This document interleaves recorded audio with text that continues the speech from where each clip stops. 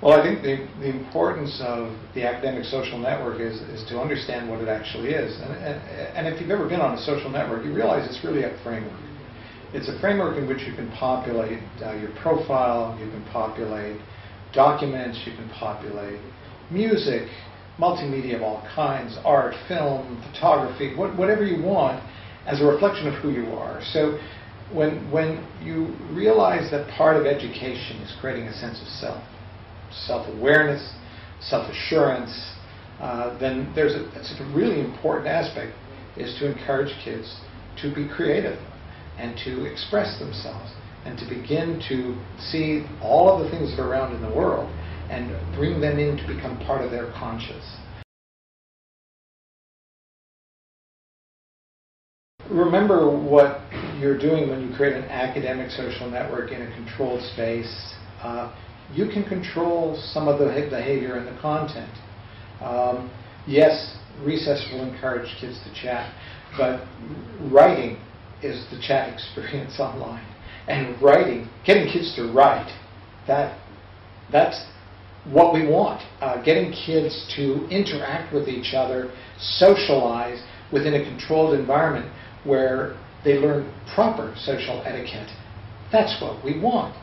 Getting kids to engage academics through a social network, making it a friendly experience, that's what we want. We want kids to be engaged in their education, to see it as relevant. If they consider social networks relevant, and I can tell you 97% of kids surveyed in U.S. surveys consider social networks relevant to their lives, then let's be relevant. Let's get on that gravy train, because if you're an academic and you want to reach out to kids, then reach out to them through the medium in which kids find relevance. And that's what social networking is. It's a relevant medium for kids to explore, to create, to express themselves.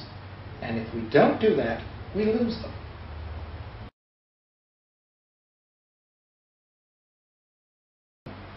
There was one young woman that I met recently, a student who was using recess, and she was able to create an article that was an expression of her own strong opinions and research that she had done, and she posted it to her profile and her recess site. And when I had an opportunity to talk to her about that experience, and I asked her, has the exposure to recess changed you in any kind of way? And she said to me, yes, now I know what I want to be. And I said, what do you want to be? She said, I want to be a writer.